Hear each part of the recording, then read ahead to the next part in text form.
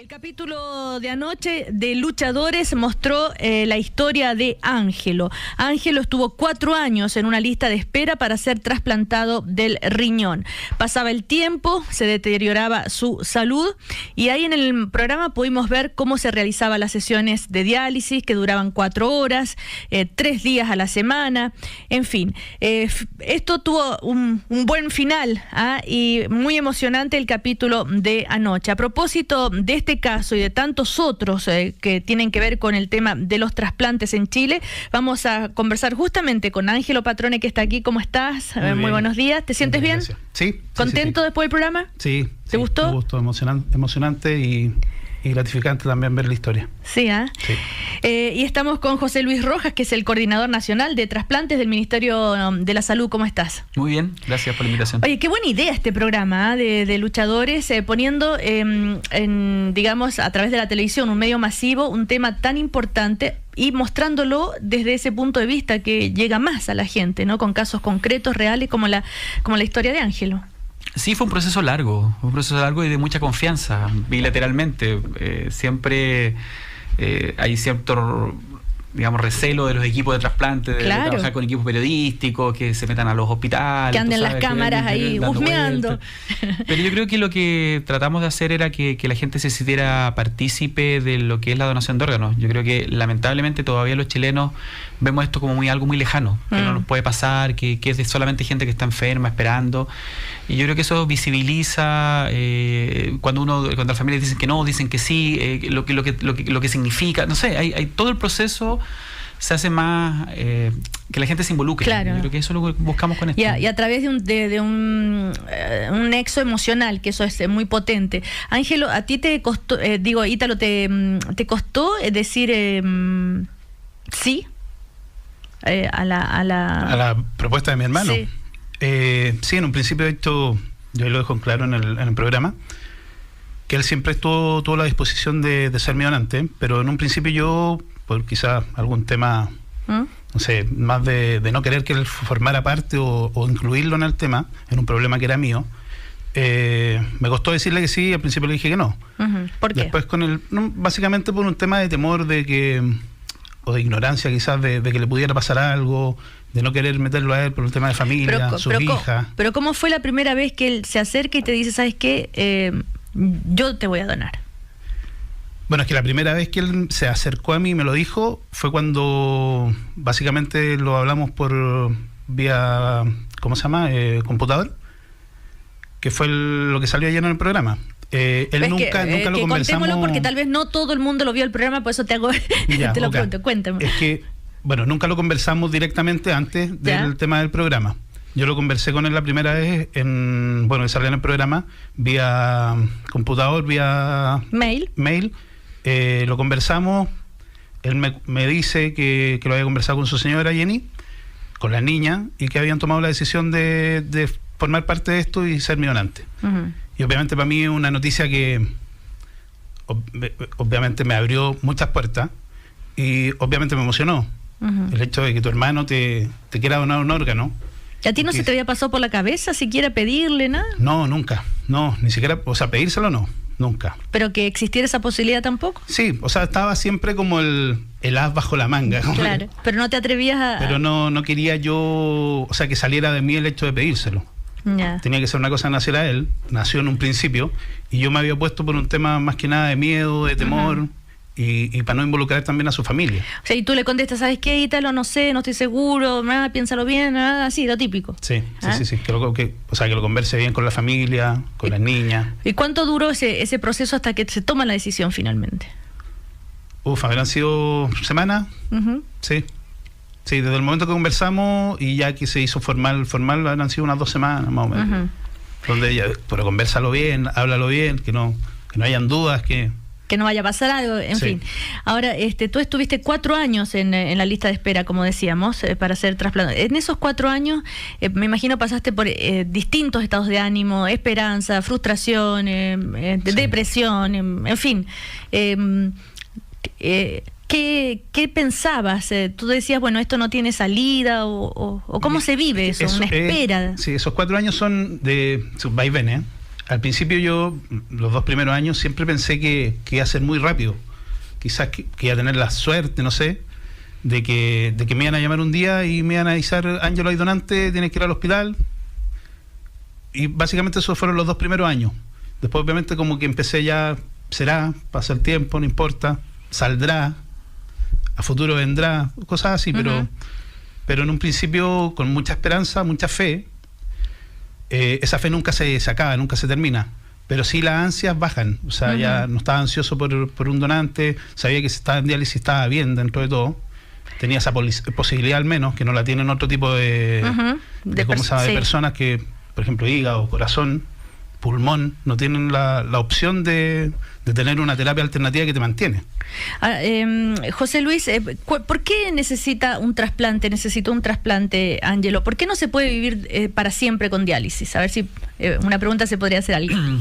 Lo que pasa es que tú puedes vivir muchos años con diálisis. El tema es que lamentablemente la diálisis no es inocua. Es un tratamiento que implica riesgos, consecuencias en diferentes órganos, en diferentes funciones, y lógicamente también por un tema de independencia y calidad de vida. Es decir, por un lado, desde el punto de vista de salud, es mejor estar trasplantado que en diálisis. Los efectos secundarios de la diálisis son importantes, no es un tratamiento que no te produzca cosas secundarias. Y además, en todo lo que significa el impacto de vida. Una máquina de diálisis es conectarte 3 veces a la semana, 4 horas cada vez. No puedes moverte prácticamente de la ciudad donde estás viviendo y donde tienes que recibir el tratamiento. Y eso, por un lado, los efectos sanitarios y por otro lado, los efectos de vida hacen que la opción de trasplante sea la mejor. ¿Y por qué un riñón llega a ese estado? ¿Qué le pasa? Bueno, en general hay enfermedades que son de repente de gente joven. O en el caso concreto de Ángelo. El caso concreto de Ángelo lo puede contar, digamos, pero nosotros tenemos principalmente en Chile enfermedades como la diabetes, la hipertensión, enfermedades crónicas que llevan a daños, valga la redundancia, crónicos de los riñones que terminan en esa circunstancia, en que ambos riñones terminan fallando y necesitas dializarte. Son nuestra principal causa, la enfermedad por diabetes, por hipertensión. El peso es muy fuerte y por eso la prevención es muy importante también. En mi caso, mira, cuando yo llegué al hospital, o bien a hacerme exámenes, lamentablemente el daño de los riñones era tan avanzado que no hubo posibilidad de hacer biopsia, nada. Entonces la causa quedó en no se sabe por qué tu riñón falló. Por qué falló, y obviamente toda la enfermedad, todo ese proceso fue asintomático. O sea, yo nunca tuve síntomas de que estaba enfermo. Entonces cuando empecé a sentir síntomas, que básicamente fue por sangrado nasal, ya la presión la tenía por las nubes y no había forma de saber qué había ocasionado el daño renal. Y el hecho de que si no se sabe qué le ocasionó al daño renal, ¿puede volver un tipo de enfermedad de ese tipo aunque tenga un riñón nuevo, sano? Las enfermedades que uno descarta en el proceso del estudio, uno hace todo el descarte de aquellas enfermedades que pueden ser eventualmente reproducibles una vez que se haya trasplantado. Entonces, en el caso de él, de una u otra forma, se hizo el estudio, se supone que no tiene ninguna enfermedad que va a reproducir. Diferente, por ejemplo, los diabéticos. El diabético no deja de ser diabético y por lo tanto de una u otra forma implica un cuidado mucho mayor. Algunas enfermedades propias del riñón, algunas enfermedades que también son propias de personas particulares, que son enfermedades autoinmunes, que se llama, que son de una u otra forma tu organismo te reconoce como extraño y por lo tanto si le pones un riñón extraño más todavía te lo reconoce como extraño. Todas esas enfermedades son reproducibles, pero hay otras veces que lamentablemente hay un grupo de personas que tienen enfermedades que no tienen diagnóstico y que de una u otra forma descartadas esas otras. En general se supone que el trasplante debiera tener menos riesgo. Ángelo, bueno, ¿cómo fue el momento? Entonces, ¿cómo es el modus operandi, digamos? Llega tu hermano, se hacen los exámenes, la compatibilidad, los médicos te dicen sí, ok, esto está preparado, es compatible, y ahí viene el tener que extraerle el riñón a tu hermano. Sí. ¡Qué nervio! Sí, o sea... Bueno, esa parte yo la vi ayer. No, obviamente estando en quirófano yo no me acuerdo de nada. Viendo ayer vi muchas cosas que no... Yo me acuerdo que salí del quirófano y me saludaron entrando a la UCI. Me saludó, ¿quién me saludó? No sé. Pero obviamente... ¿Y cuando lo viste ayer, qué te pasa? Ayer lo vi, un proceso fuerte. O sea, ver que tu hermano se está sometiendo a algo por ti es como más fuerte aún. Yo siempre he dicho que hay actos de amor, de generosidad, y creo que este es uno que supera todo tipo de parámetros. Así que en ese sentido, feliz, contento y cuidándome nomás para cuidar el riñón que me regalaron prácticamente. Eso los une de por vida más todavía. Más aún. ¿Y cómo está él? Bien. ¿Está contento? Sí, trabajando ya, hace tiempo igual. Yo entré a trabajar hace poco, hace una semana, llevo como 10 días trabajando. Y él bien en su casa en Puerto Varas, con su familia, sus niñas, disfrutando el clima de allá, la calidad de vida de Puerto Varas también. Y bien, gracias a Dios, súper bien. Ángelo, desde el punto de vista económico, ¿cuánto el valor, cuánto cuesta hacerse un trasplante? ¿Cuánto se paga? ¿Cuánto se gasta? ¿O está todo cubierto por la salud pública? En mi caso, ¿cuánto se paga? Realmente no lo sé. Está todo el tema medicamentos, cosas así, está cubierto por el tema de AUGE. Y el tema de la operación, por la letra que soy FONASA, yo tengo entendido que tengo que pagar un 20%. Pero ahí hay un desfase en tiempo que se demora un poco en salir como el cobro de la prestación. ¿Cuánto es? No sé. O sea, pero se paga, ¿no es cierto? Por un trasplante. Nosotros tenemos, para los pacientes públicos, nosotros lógicamente tenemos cobertura universal, y FONASA de una u otra forma determina un cierto copago en los pacientes que son de grupos más altos, entre comillas FONASA D, por darte un ejemplo. Los FONASA de grupos de letras más pequeñas, entre comillas A, B, son gratuitos absolutos, pero de una u otra forma nosotros aseguramos el trasplante y el acceso al trasplante y a todos los medicamentos, y ahí las diferencias son importantes con los sistemas privados, porque los sistemas privados tienen otro tipo de financiamientos. Las ISAPRES va a depender de tu plan, va a depender del copago que tengas, de un montón de otras variables. En FONASA nosotros tratamos los pacientes públicos que tengan acceso universal, que no sea una limitante. Este copago que dice de una u otra forma es, como dices tú, sumamente posterior, eventualmente implica también condonaciones de deuda y por lo tanto la limitante económica no debiera existir para el acceso al trasplante. Ahora, tengo entendido que durante el proceso hubo la posibilidad de un trasplante con un donante que había muerto, pero tú optaste por continuar con los estudios de compatibilidad confiando en tu hermano. ¿Por qué? Bueno, fue un momento súper difícil. Yo me acuerdo que estábamos a pocos días, como a 2 días, 3 días, de saber el resultado del segundo examen de compatibilidad, digamos. Compatibilidad. El primero había salido con unos rangos, porque no todos trabajan con los mismos rangos o valores, creo, algo así, y había salido bajo el rango que maneja el Hospital Van Buren. Se repitió el examen ahí en el hospital, y estábamos a 3 días de saber si era o no compatible. Y viene ese llamado telefónico que fue como suelen ser cuando el trasplante, ahora ya, 20, ¿sí? Eran 2 minutos, 3 minutos los que yo tenía que tomar la decisión. Con toda la información que te entrega el doctor, porque el doctor Pérez, que en ese momento me llama, me dice: Ángelo, hay una procura de órgano de un riñón para ti, tú eres la primera opción, porque tengo entendido que la primera persona había pasado, o no sé cómo había sido el tema, yo venía como segundo y pasé a primero. Y me dice: pero me tienes que responder ahora. Y dije: doctor, no me da 5 minutos para pensarlo, para hablar con mi hermano, para averiguar. Y me dice: no, tiene que ser ahora. Y fue en esos 2-3 minutos, con toda la información que me dio el doctor de que el riñón del donante venía en herradura, que es que vienen juntos los riñones. Y que obviamente ahí le pregunté, traté de informarme con él de qué significaba eso, qué riesgo implicaba que vinieran en herradura. Y básicamente era que los extraían el riñón, pero lo tenían que separar. Claro. Y después obviamente había que, a ese riñón que queda, cerrarlo prácticamente, sellarlo, no sé cómo llamar. Y después a uno se lo injertan. Entonces, y riesgo.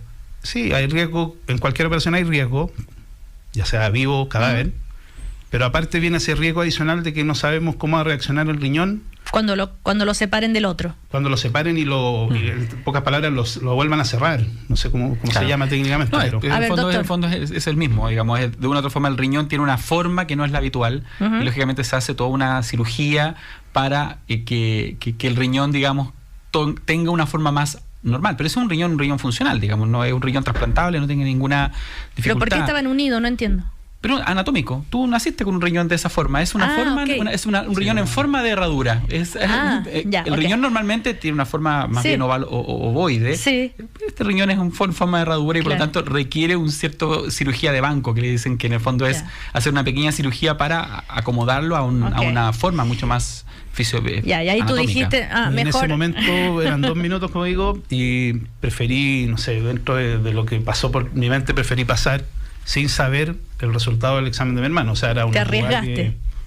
Si mi hermano no es compatible, esta opción que se me da después de 4 años, quizás van a volver a pasar 4 años más o 5 años más y se va a dar un riesgo súper alto, porque entonces, en el fondo pensar que te va a aparecer el riñón y que va a ser compatible con tu hermano es súper. Sí, aparte el hecho de que estáis 4 años esperando y justo 2 días antes de saber un resultado súper importante, te llaman y te dan la información. O sea, la vida te la puso difícil, te la puso difícil la vida, sí. Pero qué bueno que tomaste la mejor decisión. Estamos conversando con Ángelo, que es la persona que vimos anoche, ¿no es cierto?, en el programa Luchadores, trasplante de riñón. Y también estamos con el doctor José Luis Rojas, que es el coordinador nacional de trasplante. Ángelo Patrone, que quede claro. Entonces, Ángelo, que recibe el riñón de su hermano. ¿Qué pasa con la salud del hermano ahora? A ver, toda donación de vivo no es inocua, es decir, implica un riesgo de la cirugía y lógicamente después la persona queda con un riñón y por lo tanto de otra forma. Entonces, él tiene 2 riñones y el hermano tiene 1. Él tiene 3 riñones. ¿Cómo? A ver, no. Todos tenemos 2 riñones. Sí. Él tiene sus 2 riñones. Eso no se lo saquen. ¿Al que estaba malo, no? No, los 2 riñones que él tiene son riñones que no son funcionales y por lo tanto están ahí y no sirven de mucho desde el punto de vista funcional. ¿Y para qué los dejan? Porque de una u otra forma es una cirugía, dejarlos es menos riesgo que hacer una gran cirugía y sacarlos. O sea, Ángelo está viviendo con un riñón y su hermano con un riñón. Justamente. Pero de todas maneras él tiene más que el hermano. Claro, pero los 2 son de adorno. Sí. No, pero claro, el hermano lo que tiene que cuidarse mucho es que lógicamente va a tener que tener todo un tema de prevenir cualquier tipo de enfermedad que eventualmente puede afectar a su riñón que tiene. Claro. Y lógicamente, por eso implica un riesgo. Si en el fondo la donación de vivo, el acto es sumamente solidario, altruista y de amor. Sí. Pero lógicamente implica un riesgo. Claro. Ángelo, ¿tú hubieras hecho lo mismo por Ítalo? Sí. Ahora lo dices, pero... No, a ojos cerrados, sí. De hecho, se ven... Bueno, mi hermano mayor, Bruno, él también... Podría haber sido... O sea, cuando supo que estaba enfermo, él también tuvo la operación. Pero por grupo sanguíneo no podía. Y yo creo que ese también es un dolor para él por no haber podido ser él el donante. Y eso es importante, que no necesariamente porque sean familia y que sean cercanos pueden ser donantes. Muchas veces pasa que hay una persona enferma en la familia y se prueban los 4 hermanos, se prueban los papás, se prueban los tíos y no hay nadie compatible. Entonces no es tan fácil, entre comillas, encontrar un donante dentro de la familia que sea compatible y que tenga las capacidades físicas para donar también. Dentro también de mi grupo familiar estaba mi padre. Él también me ofreció al principio también, pero él por un tema de edad, el tema este de diabetes 2, que creo que se con la enfermedades se descarta inmediatamente. Ángelo, bueno, tú estás casado, tienes hijos, tu señora, tengo entendido, estaba embarazada y justamente la guaguita nació durante cuando estaban haciendo el registro del programa que vimos anoche ahí en Luchadores. ¿Cómo se hace para llevar adelante una vida tanto de pareja, de familia, entre comillas normal, cuando se tiene este peso, esta angustia que estás esperando un órgano, un trasplante, que sabes que tal vez tu vida corre peligro? Yo creo que todo está en mi soporte en mi familia, partamos por eso. Y básicamente es tratar de no tocar el tema, o sea, vivir la vida como si fuera normal. Yo, gracias a Dios, el tema de la diálisis la asumí súper bien, no tuve nunca un bajón anímico ni nada. Y la hice parte de mi rutina. Era una rutina diaria que yo tenía que ir y era por mi bien, o sea, yo pero tú sabías que estabas en una lista sí, o sea, más que nada como que la ansiedad y todo eso yo lo viví por dentro, o sea, yo soy súper introvertido a veces y en esas cosas soy súper cuidadoso para tratar de no meter a más gente. ¿Y se requiere algún apoyo psicológico, doctor, para la gente trasplantada? En general los equipos tienen Lógicamente el apoyo del hospital como instancia de todas las especialidades que sean necesarias, habitualmente requieren una evaluación del punto de vista psicológico, muchos de los pacientes, para ver, digamos, en qué condiciones están para recibir un trasplante. Si recibir un trasplante implica un cambio de estructura, un compromiso, porque tú recibes un regalo súper grande. ¿Y cuál es el compromiso? Un regalo muy grande que hay que cuidarlo mucho. Es decir, el riñón que tú recibes es una nueva oportunidad de vida. El órgano que recibes, todos los órganos que se reciben en los diferentes trasplantes son una nueva oportunidad, y tú necesitas que la gente se lo tome muy en serio, y porque eso es algo tan valioso que muchos otros en lista de espera están esperando también, y que te tocó la suerte de recibirlo, y que por lo tanto implica comprometerte con los controles. Pero hay alguien, doctor, que usted haya conversado y que haya sentido, ¿sabes qué? No, esta persona no está en condiciones, no la veo tan comprometida. ¿Puede ocurrir? Puede ocurrir. ¿Conoce casos? Conozco casos. ¿Sí? ¿Y cómo se demuestra eso? ¿Cómo se muestra? La vida después te lo muestra, digamos. Pero hay gente ¿cómo lo que abandona los controles, que nunca más toman ninguna opción de cuidar lo que recibieron, que después terminan perdiendo el órgano por dejación de ellos mismos, y que uno dice, y ellos mismos dicen, pucha, en realidad yo no tengo ningún problema con volver a diálisis. Y tú decís, bueno, pero en el camino hubo un riñón que se perdió, claro, hubo otra gente que se dejó de beneficiar. Entonces también hay un compromiso de todos aquí. Y por eso implico, yo creo que, va la idea de que aquí la donación, los trasplantes, todo esto nos toca a todos, a la sociedad completa. Absolutamente. Sí, ¿tú querías decir, Ángelo? ¿Cómo se llama? Dentro del estudio de pretrasplante hay evaluaciones psicológicas. Y de hecho, así como anécdota, mi primera evaluación psicológica con psiquiatra, yo la tuve negativa, o sea, salí rechazado. ¿Por qué? Porque uno está los primeros años, como digo, con mucha ansia, entonces te hacen hacer test y cosas. Entonces, mis respuestas como que apuntaban mucho a que yo esperaba mucho un órgano, como que estaba muy pendiente con mucha ansiedad de necesitar eso. ¿Y? Entonces eso podía repercutir a futuro en el postoperatorio, en muchas otras cosas. Entonces, esa primera evaluación yo salí rechazado. Después, obviamente, la siguiente salí bien. O sea que uno no tiene que tener tanta expectativa. Y ¿cómo se llama? Postoperado, también uno tiene soporte psicológico. De hecho, tuve sesiones con psicólogas y todo ahí del hospital. ¿Y qué es lo que se trabaja? Esto de adaptarse, aceptar que hay algo extraño en tu cuerpo. Sí, o sea, esto es un tema. Bueno, mi hermano yo creo que también es un tema, el hecho de sentir que le falta algo, yo creo. Claro. Y para mí es también un tema porque viene todo una cosa física anexa al trasplante. O sea, cambia el estilo de vida. Hay un tema físico como ejemplo, de hecho yo lo expliqué ayer en el programa, que uno estando en diálisis deja de, por ejemplo, orinar. Entonces después del trasplante viene todo un tema de volver a orinar. De volver todo ese... Acostumbrarse, ¿cómo se llama? De volver al tema laboral, de ver si es necesario volver de a poco a una rutina laboral o bien de una, o sea, y todo eso lo ve la psicóloga, o sea... Piensa que él había logrado, él decía, doctor, sí, acostumbrarse a la diálisis. Claro. Él dice, a mí era una rutina, la aceptaba totalmente, y ahora dice, oye, ya no, esa rutina no va, tienes que volver a cambiar tu estilo de vida, volver a cambiar... Los primeros días fueron complicados porque, también anecdóticamente, estábamos perdidos. O sea, yo en tiempo y espacio, con Paula, estábamos perdidos porque de repente, ¿qué día es? No, hoy día es jueves, y no era sábado, porque la diálisis, los días de diálisis nos marcaban mucho el calendario, claro, la semana. El calendario. Entonces, sin eso andábamos, y sin preocupaciones también, pues ella por Natal, yo post-trasplante, estábamos los dos sin nada que hacer, entonces extraviados en un mundo. Bueno, ahí está el caso entonces de Ángelo, que es el caso que vimos anoche en el programa Luchadores. Recordemos, Ángelo Patrone, que esto se realizó en el hospital Carlos Van Buren, el trasplante, ¿no es cierto?